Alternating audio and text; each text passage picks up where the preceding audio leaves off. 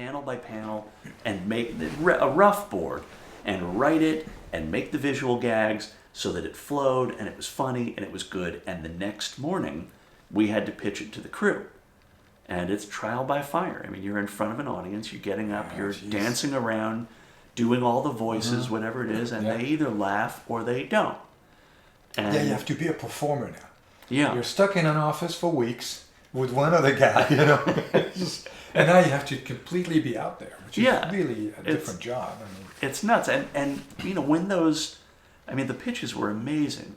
You would see other people's work fully formed that you hadn't really been aware of for 2 weeks, and just amazed by what they could do that you couldn't do. Again, it's that thing where you want to work with people who bring something different to it. And I think everyone on the crew on SpongeBob would have had a different skill set. I feel like my job over there was to deliver a show that was going to work.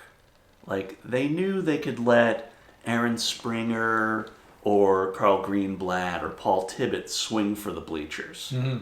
And either they're going to hit a grand slam or it's going to fall short, but Jay's show will work. So one show in the half hour will be solid, but maybe not the funniest. That's what I think my job was. I don't know, because I haven't had those conversations.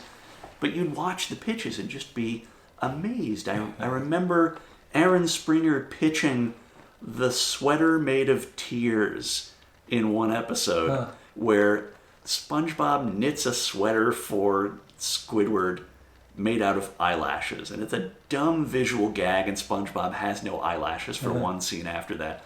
And I think Squidward rejects it. And SpongeBob is like, I also made you this one from my tears, and holds up this giant teardrop in the shape of a sweater, and it's wobbling. And just thinking, I could never come up with that idea, but I'm so glad to be with people who can do that. And I think people may have had that feeling about some things that I did, but I can't imagine what they are, because I can't imagine doing anything but what I do. Yeah, it's also that fine line where you're inspired by someone, but it's also kind of depressing, because you're like, I could never do this. I could never think of stuff like that. Oh yeah, it's crushing. It's really strange. It's absolutely crushing.